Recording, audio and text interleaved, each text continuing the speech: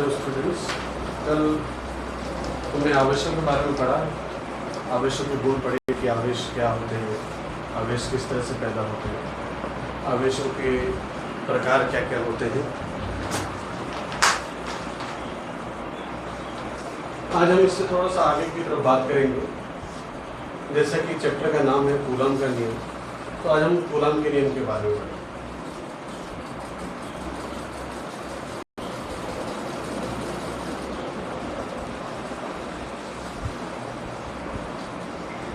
Coulomb के नियम आवेशों के बीच संबंध को दर्शाता है कि आवेश किस तरह से एक दूसरे के साथ संबंध करते हैं। तो परिभाषा कुछ इस प्रकार है कि किन्हीं भी दो आवेशों के बीच लगने वाला आकर्षण या प्रतिकर्षण का बल। जब आप दो आवेशों को एक दूसरे के समीप रखेंगे तो अगर जो समान आवेश होंगे तो एक दूसरे को प्रतिकर्षित करेंगे, और यदि वो विपरीत आवेश होंगे तो एक दूसरे को आकर्षित करेंगे। तो दो आवेशों के बीच जो नेचर है इनका, या तो प्रतिकर्षण का होगा या आकर्षण का होगा। तो दो आवेशों के बीच लगने वाला प्रतिकर्षण या फिर आकर्षण का बल उन दोनों आवेशों के गुणनफल के अनुक्रमानुपाती होगा। जो बल इन दोनों के बीच लग रहा है Q1 और Q2, ये दो आवेश है, इन दोनों के बीच जो आकर्षण या प्रतिकर्षण का बल लग रहा है वो बल अनुक्रमानुपाती होगा, निर्भर करेगा इन दोनों के आवेशों के गुणनफल के बराबर। दूसरी चीज, यदि इन दोनों के बीच में दूरी r है तो ये जो बल है ये इनके बीच की दूरी के वर्ग के व्युत्क्रमानुपाती होगा। तो दो बातें हैं इसमें कि कूलम का नियम किन्हीं भी दो आवेशों के बीच लगने वाला आकर्षण या प्रतिकर्षण का बल उन दोनों बलों के गुणनफल के अनुक्रमानुपाती तथा उन दोनों बल आवेशों के बीच दूरी के व्युत्क्रमानुपाती होता है। इन दोनों समीकरणों को अगर मैं मिलाऊं, नंबर 1 नंबर 2 को मिलाऊं तो F proportional to Q1 Q2 upon R², ये समीकरण बनती है। और इस प्रोपोर्शनलिटी का साइन को हटाने के लिए यहाँ पर एक कांस्टेंट जुड़ जाता है कि Q1 Q2 अपॉन R², जहाँ पर k का मान होता है 1/4 pi epsilon 0 Q1 Q2 upon R²।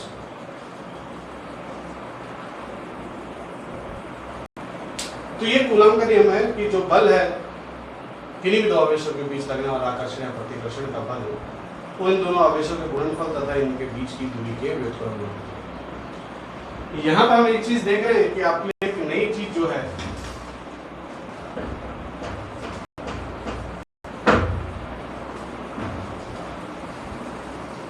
आपके लिए यहाँ पर एक नई चीज है एप्सिलॉन 0। ये एप्सिलॉन 0 क्या है? एप्सिलॉन 0 कहला जाता है निर्वात की वैद्युत शीतलता। देखिए, इसका मतलब यह है कि कोई भी जो दो आवेश हैं इन दोनों के बीच जो बल है वो इन दोनों के बीच के माध्यम पर भी निर्भर करता है कि इनके बीच में माध्यम क्या है। और हर एक माध्यम की वैद्युतशीलता जो होती है वो अलग अलग होती है। यहाँ पर एप्सिलॉन 0 निर्वात की वैद्युतशीलता को दर्शाता है, और यहाँ पर 1/4 पाई एप्सिलॉन 0 का मान जो है वो है 9 × 10⁹ इस मान को आप याद रखिएगा कि 1/4 पाई एप्सिलॉन 0 का मान है 9 × 10⁹। इस मान को आप हमेशा याद रखिएगा। तो आपके पास जो बल है F बराबर वो आया 1/4 pi epsilon 0 Q1 Q2 upon R²। तो ये आपका कूलम का नियम है कि किन्हीं भी दो आवेशों के बीच लगने वाला आकर्षण या प्रतिकर्षण का बल उन दोनों आवेशों के गुणनफल के अनुक्रमानुपाती तथा उन के बीच की दूरी के वर्ग के व्युत्क्रमानुपाती। यहाँ पर आप इसकी तुलना अगर जो हम करें तो तुलना में आप देखेंगे कि हमने 11 में एक चीज पढ़ी थी, दो पिंडों के बीच में लगने वाला बल पड़ा था M1 M2 और इनके बीच में दूरी है, तो F बराबर G M1 M2 upon R² आया था। यहाँ पर G जो था सार्वत्रिक यूनिवर्सल ग्रेविटेशनल कांस्टेंट था, सार्वत्रिक गुरुत्वाकर्षण नियतांक था।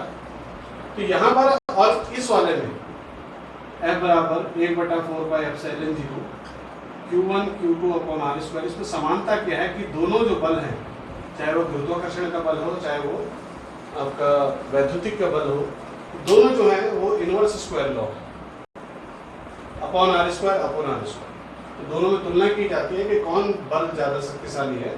तो मैं अगर जो दो इलेक्ट्रॉन या दो प्रोटॉन्स के बीच का बल अगर जो ज्ञात करूं,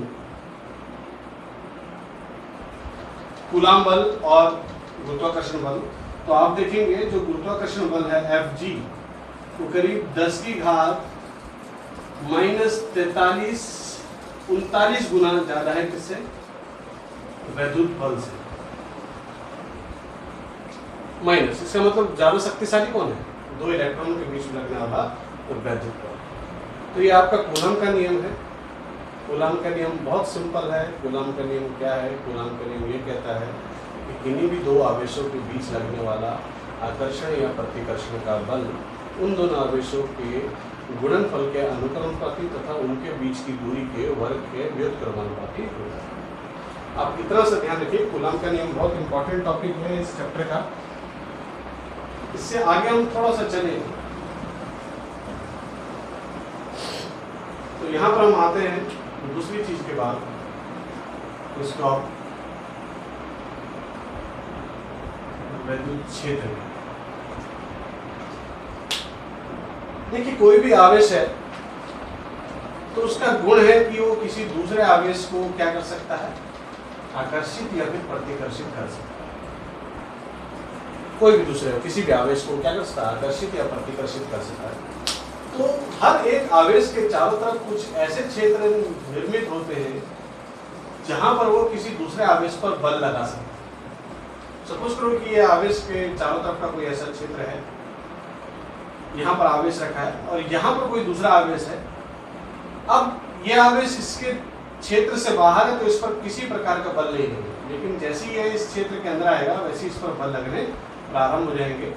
तो एक ऐसा क्षेत्र किसी भी आवेश के चारों तरफ जिसमें किसी अन्य आवेश पर बल आरोपित कर सकता है, बल अध्यारोपित कर सकता है, उस क्षेत्र को वैद्युत क्षेत्र कहा जाता है। और वैद्युत क्षेत्र की तीव्रता को दर्शाने के लिए हम E का प्रयोग करते हैं। वेक्टर है, सदिश राशि है E, वैद्युत क्षेत्र, और इसका मात्रक है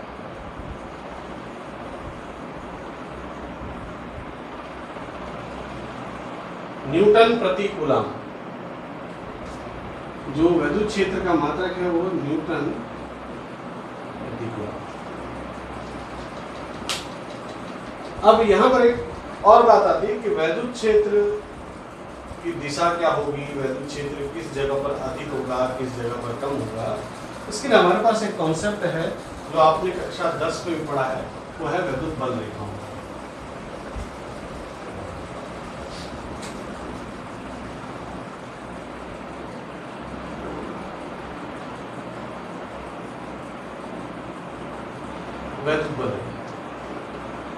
वैद्युत बल रेखाएं कुछ काल्पनिक रेखाएं हैं जो किसी भी वैद्युत क्षेत्र के अंदर खींची जाती है। ये काल्पनिक रेखाएं हैं जो कि वैद्युत क्षेत्र के अंदर खींची जाती हैं, और ये जो रेखाएं हैं ये वैद्युत क्षेत्र की तीव्रता तथा दिशा दोनों का बोध कराती है। मतलब कि इन बल रेखाओं की मदद से हमको ये पता चलता है कि वैद्युत क्षेत्र की तीव्रता कहाँ पर कितनी है और उसकी दिशा क्या है।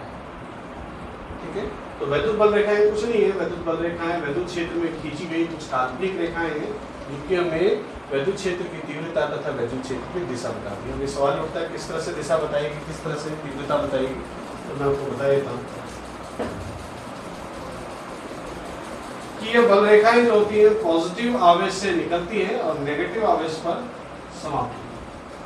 तो दिशा तो हमको पता चल गई, वैद्युत बल रेखाओं की दिशा किस तरह से, पॉजिटिव से नेगेटिव है। तो वैद्युत क्षेत्र की दिशा भी हमेशा किस तरफ से होती है? पॉजिटिव से नेगेटिव की तरफ। ध्यान रखिएगा, पॉजिटिव से इमर्ज होती है, निकलती है, और नेगेटिव की तरफ समाहित होती है, नेगेटिव की तरफ जाती है। तो पॉजिटिव नेगेटिव वैद्युत बल रेखाएं चलती है। दूसरा गुण ये होता है, ये बल रेखाएं जहां पर डेंस होती है, मतलब कि जहां पर ये सघन है, वहां पर प्रबल वैद्युत क्षेत्र होता है, और जहां पर ये बल रेखाएं एक दूसरे से काफी दूर दूर होती हैं, यहाँ पर निर्बल वैद्युत क्षेत्र है। तो जहाँ पर ये डेंस होंगी, सघन होंगी, वहाँ पर प्रबल वैद्युत क्षेत्र होता है, और जहाँ पर ये एक दूसरे से दूर दूर होती है वहाँ पर निर्बल वैद्युत क्षेत्र होता है, और जहाँ पर ये रेखाएं पैरेलल होती हैं, एक दूसरे का समांतर होती है, वहाँ पर समान वैद्युत क्षेत्र होता है। तो दोनों चीज़ों की बात आ गई कि वैद्युत बल रेखाएं जो हैं वो वैद्युत क्षेत्र की तीव्रता तथा वैद्युत क्षेत्र की दिशा बताती है। दिशा मैंने आपको बता दिया, पॉजिटिव से निकलती है, नेगेटिव में जाती है, और प्रबलता किस तरह से दिखाई जाती है, प्रबलता किस तरह से समझी जाती है, ये बात बोला। अब इनके गुण आपने 10वीं में पढ़े, फिर दोबारा पढ़ लेते हैं इनके गुण। पहला गुण तो यही है कि ये पॉजिटिव से निकलती है, दिशा जो है इनकी वो पॉजिटिव टू नेगेटिव है। तीव्रता मैंने आपको बता दी, जहाँ पर ये बल रेखाएं एक दूसरे से ज़्यादा सघन होती है वहाँ पर प्रबल वैद्युत क्षेत्र होता है, और जहाँ पर एक दूसरे से दूर दूर होती है वहाँ पर निर्बल वैद्युत क्षेत्र होता है, दुर्बल वैद्युत क्षेत्र होता है। तीसरा, ये बल रेखाएं एक दूसरे को क्रॉस नहीं करती। इस बार के बोर्ड एग्जाम में भी ये क्वेश्चन आया था कि क्यों वैद्युत बल रेखाएं एक दूसरे को क्रॉस नहीं करती, काटती क्यों? अगर जो काटेंगे तो कितनी दिशाएं रहेंगी, एक और दो दिशा। अगर वैद्युत बल रेखाएं एक दूसरे को काटती है तो दिशाएं दो हो जाती हैं, जो कि संभव नहीं है, असंभव बात है, इसलिए एक दूसरे को काटती नहीं, कभी भी वैद्युत बल रेखाएं एक दूसरे को नहीं काटती। तो आपके पास क्वेश्चन आ गया कभी कि वैद्युत बल रेखाएं एक दूसरे को क्यों नहीं काटती, तो काटेंगे तो कितनी दिशाएं रहेंगी, दो दिशाएं रहेंगी, जबकि दिशा हमारे पास कितनी है, केवल पॉजिटिव तो नेगेटिव है, तो इसलिए दो दिशाएं होना संभव नहीं है, इसलिए एक दूसरे को काटती है।